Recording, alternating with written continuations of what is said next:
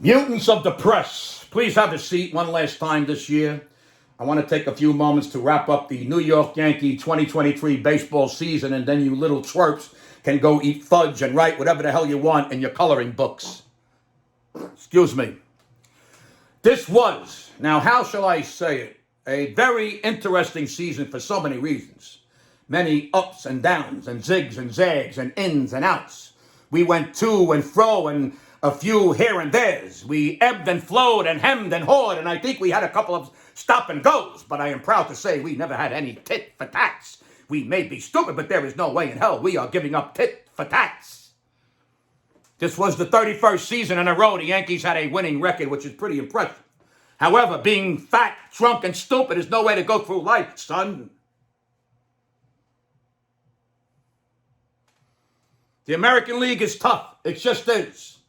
It's tough every year. But that's no excuse. The glory holes woke up the ghost of Boog, Frank, and Brooks, and too many teams had 88-plus wins. We just didn't have the consistent firepower on the mound or in the lineup to compete. Now, this was our opening day lineup this year. Check this out. Leading off at second base was LeMahieu. Batting second, center field, Judgy Wudgy. Batting third, Rizzo at first base. Batting fourth, cleanup, Stanton at right field. Batting fifth was Josh Donaldson at third base. Batting sixth was Gleyber Torres at DH. Batting seventh was Oswaldo Cabrera at left field. Batting eighth was Jose Trevino. He was the catcher. And batting ninth was Anthony Volpe at shortstop. It looked good on paper. Oh, yeah. It looked good on paper. On opening day, the lineup looked like beautiful and expensive Christmas wrapping paper. By the end of the season, the lineup looked like two-ply, cheesy, generic toilet paper where your fingers poke through and your ass looks like you used a belt sander on it. Now, let's look at the negative stuff, shall we? There are only a few negatives. Injuries really hurt us. Sometimes I think we are raising baby veals instead of running a baseball team. I don't understand what the hell is going on, but I'd rather have a fat bastard who plays every game than someone who looks like Charles Atlas but sprains his asshole when he farts. We need to work on this in the offseason. We need to understand how we can prepare this team for a healthy season in a non-contact sport. Judgy Wudgy is great, but he can't help this team when he isn't on the field. It's really that simple. Is it possible that we win 90 games and make the postseason if Judgy Wudgy plays 150 games? Yes. But it's also possible that the rest of the team could bat higher than 140. Possible, but not probable. Rizzo needs to wear boxing headgear next year. We've learned that if he combs his hair with a hard Bristol brush, he may suffer a concussion. The starting pitching was terrible. By the end, we had Cole and then the cast of Gidget. Don't know what Gidget is? Google it. Cole will most likely be the Cy Young winner, while Rodon, a bitter disappointment, will most likely win the Cy Sims Award for being the most educated customer when buying cheap men's suits. Rodon had the perfect last game when he became the first starting pitcher in Yankee history to give up 8 runs without recording an out. That's like a guy jerking off for 8 hours without blowing the load. Stanton is as useless as tits on a bull, but his contract makes him untradeable unless we eat most of it, not all of his salary. He needs to be gone somehow, but he will probably be back. And the rest of the hitters aren't really very good, and the rest of the starting and bullpen pitchers aren't really very good as a whole. Some are okay. Some are not great, and some need to just go away.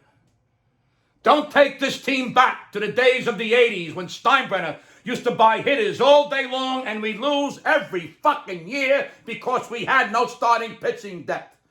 I don't want Jack Clark and Ken Phelps and Don Baylor. I need starting pitching. That's what we need. We must have starting pitching. Starting pitching in baseball is like an offensive line in football. We need a real leadoff hitter and a real number 2 hitter because Judgy Wudgy has to bat third. And we also need more speed on the base pass. Speed is what we need. We need speed. Greasy, fast speed. We need a deeper bench. We need a real closer. a shutdown guaranteed closer, and we need softer toilet paper in the locker room. It's also sad to say this, but Boone needs to go. Cashman needs to go, and Hal needs to sell the team, but none of that will happen. The analytics department should be terminated effective immediately and never brought back. Thinking launch angle and exit velocity is important for hitters is like thinking kneecaps and earlobes are important for prostitutes. We forgot that baseball is played by humans, and that batting averages and getting on base is what scores runs and creates rallies and tires opposing pitches.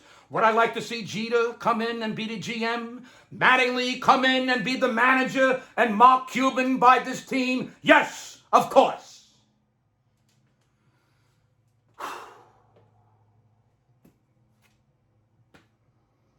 In conclusion, 2023 was the first real step backwards since 2016. And because we really don't make changes, we are kind of the definition of insanity, which scares me.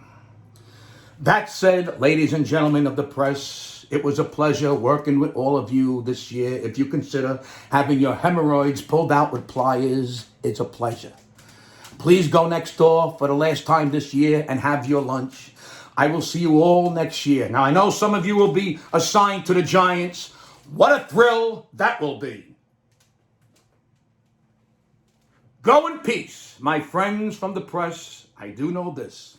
The Yankees will be back. Seacrest out.